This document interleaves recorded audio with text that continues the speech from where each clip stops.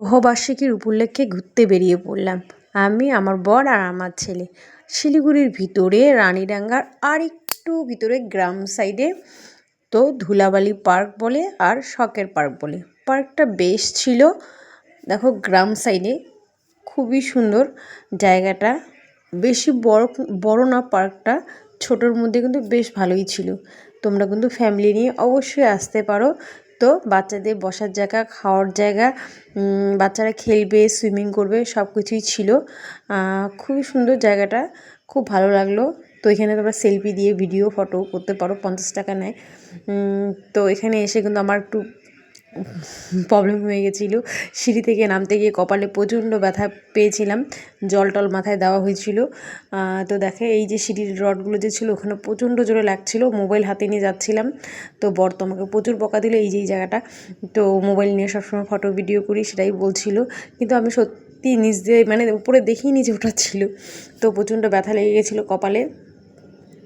তো দেখো কত সুন্দর সুইমিং। তো সুইমিং এখানে বাচ্চাদের এই পাশে আছে, এটা বড়দের। উপরে ওই ছাদের মধ্যে বসার জায়গা আছে, এখানে বিশ্রাম করার জায়গা আছে। এত সুন্দর জায়গাটা, ফ্যামিলি নিয়ে আমরা অবশ্যই আসতে পারি। আমিও অনেক দিন থেকে ভাবছিলাম যাবো, তো ফাইনালি আমাদের বিবাহবার্ষিকীর দিন বরের সঙ্গে চলে এলাম। তো তোমরা কে কে গেছো অবশ্যই কমেন্টে জানিও। আমাদের শিলিগুড়ি একটু ভিতরে, বেশি দূর না। তো অপূর্ব জায়গাটা। তো দেখো কত সুন্দর বসার জায়গায়, সবাই কিন্তু এখানে সেলফি তোলার জন্য, মানে এই জায়গাটা ভিড় ছিল। আমি যখনই ভাবছিলাম সেলফি নিব তখনই দেখি কেউ না কেউ থাকে। আর এগুলোতে বসে বসে কিন্তু তোমরা খাবার অর্ডার দিয়ে নিতে পারো এখানেও। তো এখানে ওই পিছনটাতেও কিন্তু অনেক সেলফি নেওয়ার জায়গা ছিল, আমি কিন্তু অনেকগুলো ফটো তুলেছি। দেখো সব দিকে শুধু ফাঁকা ফাঁকা ফাঁকা, কোনো বাড়ি টাড়ি নেই, ক্ষেত টেত, এখানে চাষাবাদও হয়। বেশি জায়গা না, মনে হয় 15 কাঠার মধ্যে জায়গা পার্কটা হয়েছে। তো আমার ছেলে অনেক টাইম ধরে খেললো, তার মধ্যে আমি একটু বসে রেস্ট করছিলাম। আমার যেহেতু মাথায় লেগেছে প্রচণ্ড জোরে, আমার ছেলে খেলছে, আমি বসে বসে রেস্ট করছি। তারপরে একটু যখন মাথাটা ব্যথা কমলো তখন আমিও একটু দোলনা টোলনা খেলাম মাথায় জল টল দিয়ে।